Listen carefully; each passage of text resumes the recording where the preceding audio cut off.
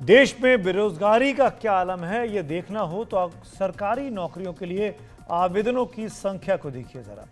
नौकरी चाहे जो हो, बड़े पद के लिए हो या फिर छोटे पद के लिए, आवेदक भारी तादाद में सामने आते हैं। हरियाणा का ताजा मामला सुनेंगे तो आप चौंक जाएंगे। यहां पर महज 15,000 रुपए की तनख्वाह की स्वीपर की नौकरी के लिए 1,66,000 आवेदन आए। इनमें करीब 6,000 पोस्ट ग्रेजुएट और करीब 40,000 लोग ग्रेजुएट हैं। इस नौकरी के लिए हरियाणा सरकार की आउटसोर्सिंग एजेंसी हरियाणा कौशल रोजगार निगम ने 6 अगस्त से 2 सितंबर के बीच आवेदन मंगाए। बेरोजगारी का यह आलम देखकर चौंक जाते हैं कि स्वीपर पोस्ट के लिए जिसकी तनख्वाह महज 15,000 रुपये होगी, 45,000 से ज़्यादा ग्रेजुएट और उतनी करीब हज़ारों की संख्या में पोस्ट ग्रेजुएट नौकरी अप्लाई करते हैं। इसी मुद्दे पर चर्चा करते हैं। आइए, हमारे साथ टीम लीज की सीनियर वाइस प्रेसिडेंट ऋतुपर्णा चक्रवर्ती जी मौजूद हैं। ऋतुपर्णा जी, मेरा पहला सवाल तो यही है कि आपने खबर देखी होगी हरियाणा में जो कुछ हुआ है। आप लोग तो बेरोजगारी को लेकर काफ़ी रिसर्च भी कर रहे हैं। स्वीपर पोस्ट के लिए 45,000 से ज़्यादा ग्रेजुएट्स और पोस्ट ग्रेजुएट्स अप्लाई करते हैं। क्या क्या कहता है यह आंकड़ा? हरियाणा में क्या नौकरी की कमी है? 3 वजह है और रादर 3 मैं बोल रही हूँ, मेरा असेसमेंट है। क्या एक्यूरेसी इसमें है कि नहीं ये ऑनेस्टली मुझे नहीं मालूम, बट मेरा असेसमेंट ये है इसका शायद 3 वजह हो सकता है। ऑल 3 भी हो सकता है या फिर इनमें से कोई एक भी हो सकता है। First, I think of course इसका मतलब है जो net sum of fresh job creation हो रहा है हरियाणा में, उसमें जरूर देयर इज एन इश्यू। जितना जॉब्स और राधा जो जॉब का एक मोमेंटम था, मुझे लगता है 10 साल पहले हरियाणा में एक मोमेंटम आया था।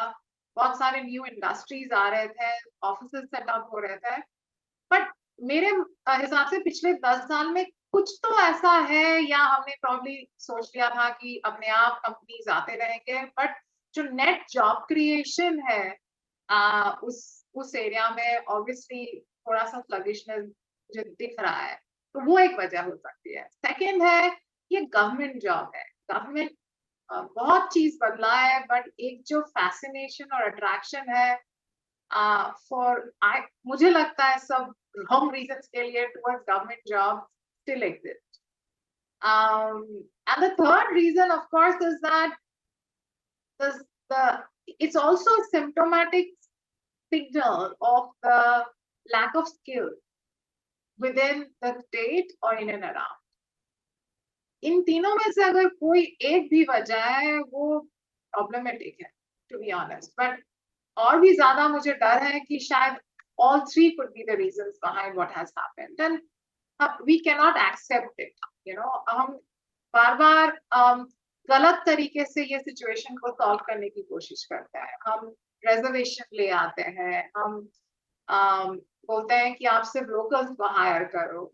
I think that's not the way. हमें सोचना पड़ेगा कि किस तरह से ओवरऑल जॉब लेवल को बढ़ा पाए, अच्छे क्वालिटी जॉब्स स्टेट में ला पाए, तभी ये सब चीजें चेंज होगा। नहीं तो तब तक हम लोग स्टोरी बनाते रहेंगे ऐसे न्यूज पे। जी, ऋतुपर्णा जी, एक चीज़ और पूछना चाहूँगा आपसे मैं जाते जाते, वो ये कि मई के महीने में एक रिपोर्ट आई थी जिसमें बताया गया था कि जितना रोजगार, उनमें से 85% के करीब युवा है। ऑटोमेशन को लेकर भी युवाओं के बीच डर रहता है। क्या आपको ऑटोमेशन की वजह से युवाओं के नौकरी पाने में मुश्किलें आ रही हैं? और जो कंप्यूटराइज होता जा रहा है, ऑटोमेशन होता जा रहा है, क्या वो एक भी बड़ी वजह है? मेरा मानना है कि अब हम ऑटोमेशन से ना डरे। हमारे सामने बहुत और स्ट्रगल्स हैं जिसके बारे में हमको सॉल्व करना जिसके बारे में हमको सोचना पड़ेगा और जिसके बारे में हमको सोल्यूशन ढूंढ के लाना पड़ेगा। ऑटोमेशन जो है सो है, वो रियलिटी है, वो होके रहेगा। वो कल हो सकता है, 3 साल में हो सकता है, 5 साल में हो सकता है, बट इसका ये मतलब नहीं है सबका जॉब चला जाएगा। बट हमको उससे ना डर के उसके लिए तैयार होना पड़ेगा। उसके मेरा मानना है दुनिया में आगे जाके दो तरह का, मतलब जब मैं आगे जाके बोल रही हूँ इसका मतलब ये नहीं, कल कुछ सालों में दो तरह का जॉब्स का डिमांड, लाइक जॉब्स में दो तरह का डिवीजन हो जाने वाला है। एक तरह का जॉब वो होगा जो लोग AI, generative AI, automation tools बनाते हैं, वो लोग, और दूसरा जॉब होगा जो लोग उनको यूज कर सके, ऑपरेट कर सके। दुनिया ऐसे बढ़ जाएगी अगर हम ये एक्नॉलेज करें और उस हिसाब से हमारे स्कूल्स में, एजुकेशन सिस्टम में, कॉलेज में एक ट्रांसफॉर्मेशन और एक बदलाव लेके आ सकते हैं, तो इंडिया को कोई नहीं रोक सकता है और इंडियंस पूरे दुनिया में छाए हुए होंगे। क्योंकि मुझे, मेरा यह विश्वास है और मानना है कि इंडियंस में वो काबिलियत है, इंडियंस में वो सोच है, इंडिया में वो एटीट्यूड है। वैसे ही इंडिया दुनिया भर में माने जाते हैं, अपने टेक्नोलॉजी में रिस्पेक्ट किए जाते हैं for the technology skills and talents जो एग्जिस्ट। तो हम जी। ऑटोमेशन के बारे में, ऑटोमेशन से डरना नहीं चाहिए, ऑटोमेशन के लिए प्रिपेयर होना पड़ेगा। वो ऐसा चीज है जिसको आप रोक नहीं पाओगे, वो आगे रहेगा। वो एथिक्स वगैरह का बात होता रहेगा, वो सब हो जाएगा, सॉल्व हो जाएगा, बट ऑटोमेशन होगा। बट इसका मतलब नहीं है सबका जॉब चला जाएगा। इसका मतलब ये है कि बहुत हद तक हमें अपना स्किल्स को डेवलप करना पड़ेगा।